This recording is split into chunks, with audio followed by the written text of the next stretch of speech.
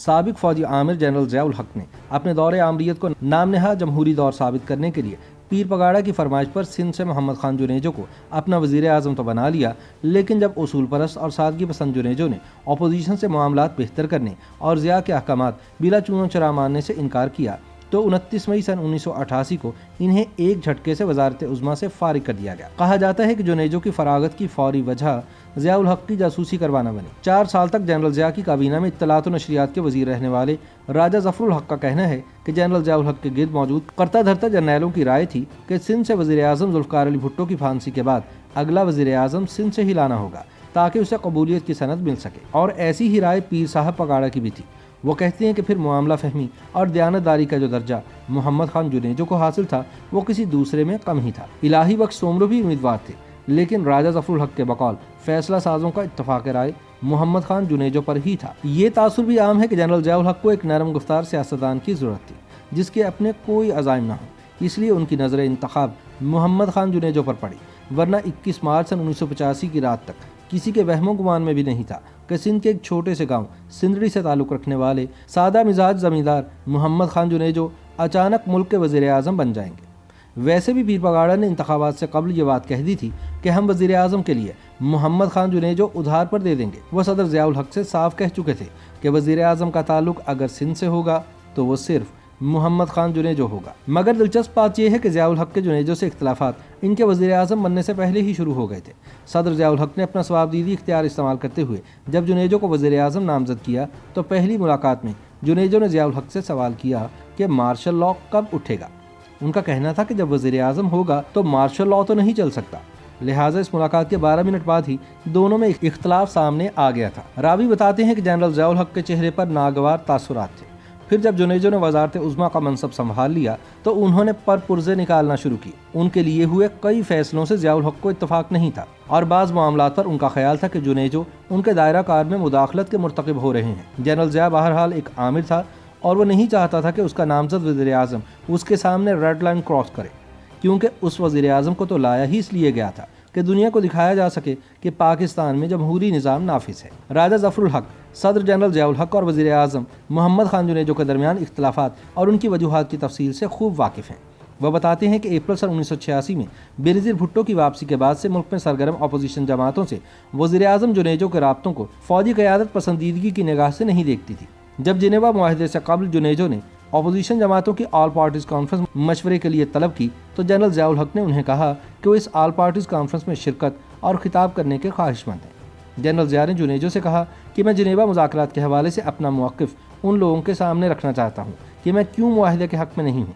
दूसरी जानिब जनरल ज़ियाउल हक अफ़गानिस्तान में मुस्तहकम सियासी हुकूमत के क़याम से कबल जिनेवा मुआहदे पर दस्तखत करने के हक़ में नहीं थे, लेकिन मोहम्मद खान जुनेजो ने साफ मना कर दिया और कहा कि आपको बुलाया तो इनमें कोई भी APC में शरीक नहीं होगा।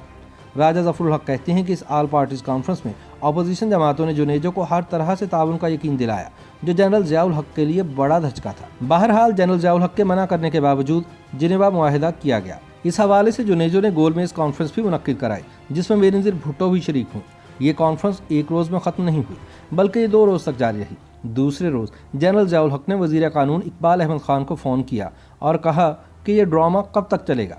फिर जनरल ज़िया ने कहा कि मैं आपको बता रहा हूँ कि अगर आप लोगों ने जिनेवा मुआहदे पर दस्तखत किए तो अवाम आपको दर्दनाक तरीके से मार डालेंगे। दरअसल ज़िया को जिनेवा मुआहदे के हवाले से जुनेजो की पॉलिसी से शदीद इख्तिलाफ था और वो कहते थे कि जुनेजो ने सारी अपोजिशन का मौक़िफ़ ले लिया है लेकिन मेरे मौक़िफ़ को अहमियत देने पर तैयार नहीं। राजा ज़फ़रुल हक कहते हैं कि मुझे अंदाज़ा हो गया था कि मामलात ख़राब हो रहे हैं, इसीलिए मैंने दोनों को इकट्ठा करने का फ़ैसला किया और एक रोज़ वज़ीर आज़म जुनेजो को साथ लेकर आर्मी हाउस चला गया। इस मुलाकात में ज़ियाउल हक ने मोहम्मद खान जुनेजो से उनकी हुकूमत और पार्लियामेंट की कारकर्दगी पर अदम इत्मीनान का इजहार किया और कहा कि आप काम नहीं करते, कोई कानून साजी नहीं हो रही, लोग मेरी गाड़ी रोक रोक कर इस पर मुक्के मारते हैं।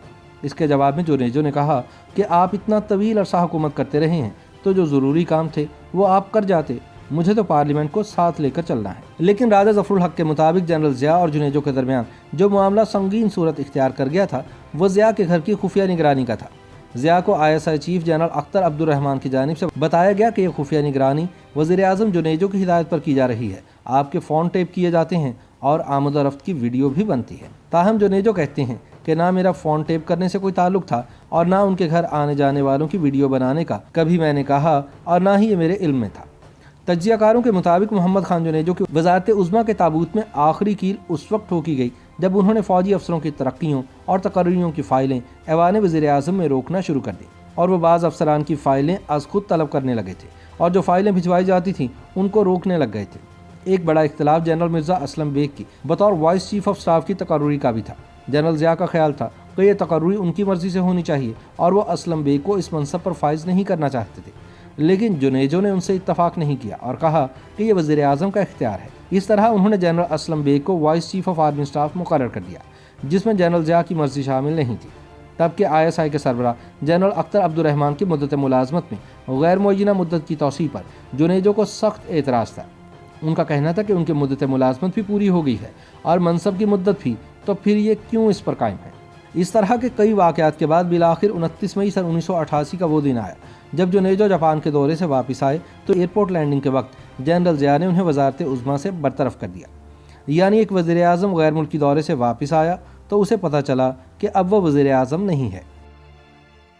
YouTube پر گوگلی نیوز دیکھنے کے لیے youtube.com کی سرچ بار میں گوگلی نیوز TV ٹائپ کریں۔ گوگلی نیوز کے پیج پر سرخ رنگ کے سبسکرپشن والے بٹن پر کلک کرنا نہ بھولیے۔ YouTube پیج پر اپلوڈ ہونے والی ویڈیوز سے باخبر رہنے کے لیے بیل آئیکن پر کلک کیجیے۔ آپ کو ہر نئی ویڈیو کے بارے میں نوٹیفیکیشن موصول ہو جائے گا۔